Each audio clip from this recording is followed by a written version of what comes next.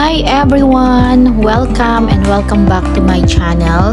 So ngayong araw po, samahan nyo kaming mag-grocery. So dito po sa Saudi Arabia, marami pong grocery dito na mapagpipilian ka. Meron po ditong Kabayan Supermarket para sa mga product ng Pilipinas at iba pang lugar, Indonesian, Thailand. So lahat po ng product na hinahanap mo na pang Asian meron po doon.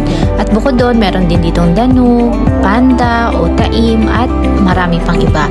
Pero ngayon yung pupuntahan po natin ay itong Danube dito sa Serafi Mall. So dito po kami nag-parking sa taas habang naglalakad. Busy-busy ang aking hubby dahil meron siyang tinatawagan.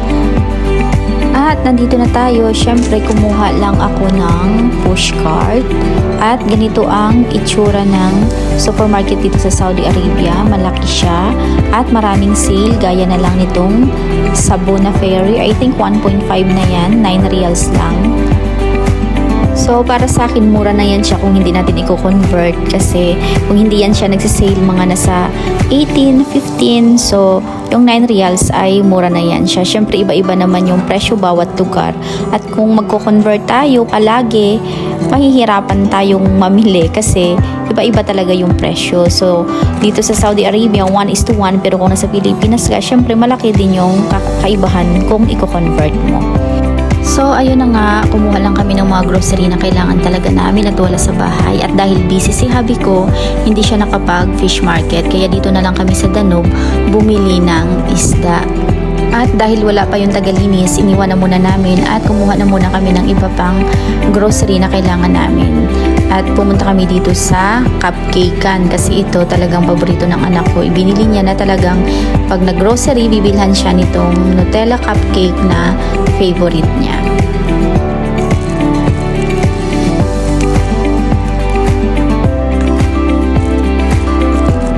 At gusto ko rin sanang bumili nitong avocado juice. Kaya lang, dahil mahal siya, nagsuggest si hubby na bibili na lang siya ng prutas na avocado at isi-shake niya. So, mas practical yun dahil puro at marami. At dahil nga bangus yung isdang binili namin, so gusto kong magluto ng sinigang na bangus. So, kukuha tayo dito ng mga gulay na kailangan natin. Tamang-tama, naka-sale itong sili na pangsigang. 5 riyals na lang. Kukuha tayo nito ng konti lang. At tingnan nyo itong okra. Ayan, ito na yatang pinaka-cute na okra, ang liliit. Kuha tayo ng konti, pati na rin ng kamatis. At dahil walang kangkong dito sa Danube, ayan, lettuce ang ating pangpalit. So pagkatapos kong kumuha, ayan, patimbang lang natin kasi kailangan itong itimbang bago natin bayaran sa counter. So after nyan, binalikan na namin yung isda na pinalinisan namin. So pagkatapos naming magbayad, ayan, nagmamadali akong pumasok sa sasakyan pagdating sa parking kasi grabe talaga ang init dito. At syempre pagdating dito sa bahay, inayos ko lang itong mga grocery na pinamili namin.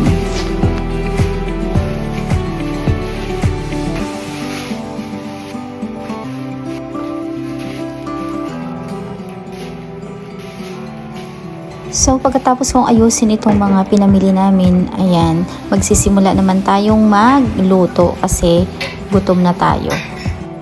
So, hinugasan ko na muna yung kalderong gagamitin ko, pati na din itong isda. Syempre, kailangan nating hugasan bago lutuin at ang ibang mga gulay.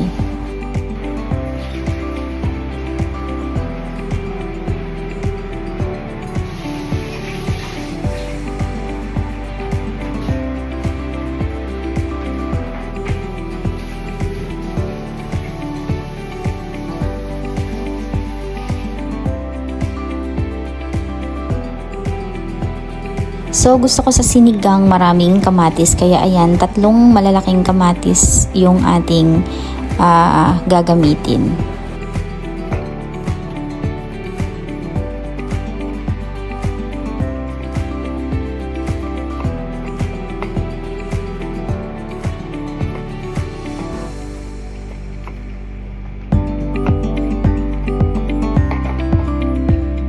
At dahil wala akong lemongrass, ayan, ginger na lang yung aking ilalagay para pantanggal ng lansa.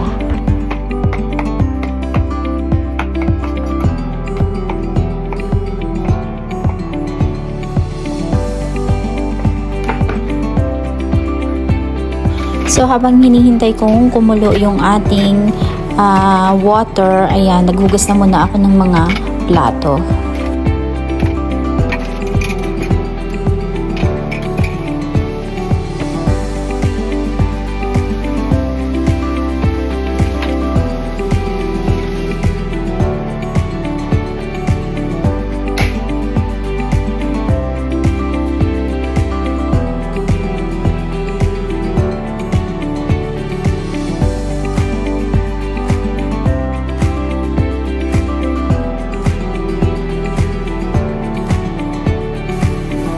So para sa pangpalasa ng ating sinigang, ito yung ginamit ko, pink salt, at naglagay din ako nitong tom yum paste para sa extra flavor. At saka nilagay na natin yung ating gulay, lemon at ang iba pang sangkap. At ayan na yung ating sinigang. So yun lang for now mga ka-G. Kung nagustuhan nyo ang video na to, please subscribe. Malaking bagay po yun para sa akin. Maraming salamat. Bye!